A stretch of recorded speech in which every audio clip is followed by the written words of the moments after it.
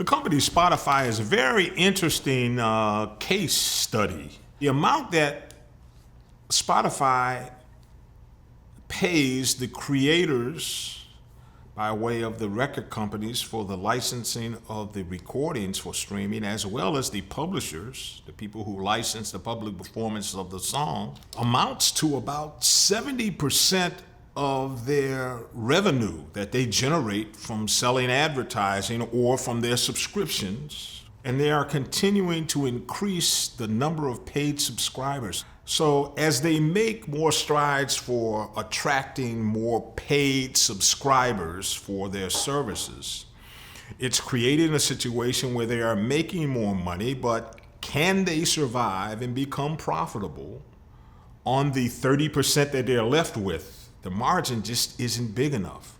So what Spotify has decided to do, and just did recently, was renegotiated their agreements with all of the major record labels. The record labels used to get about 58%. I mean, we talked about 70%. 12 of that would go to the publishers. 58% would go to the record companies for those recordings, to license the recordings for the streaming services. And Spotify decided to, and did, renegotiate all of their agreements with the three major record labels and even the Association of Independent Labels, Merlin, where they reduced those payments based on the initial payments that they're paying now. So they went from about 58%, it's been said, I mean, these are confidential agreements, down to almost maybe 52% with some of the labels. However, the labels have agreed, and Spotify has agreed, that the more subscribers they get, the royalty rates will come up because the more money they're going to be able to make, which is a very, very interesting development. Another interesting development is that Spotify is finding that there are many, many artists, independent artists, that they feel that they can do direct deals with and may not have to pay that 52 or 58%. The major labels demand it, and they have to pay it.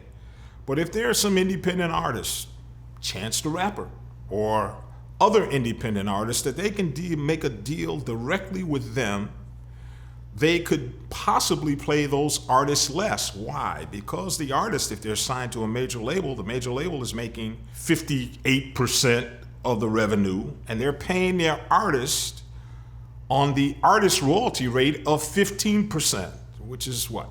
Maybe 7% of that? So Spotify feels that they can go directly to the artist, have them license their recordings to them. They could pay the artist maybe 40%. Rather than the 58% they're paying to the major labels.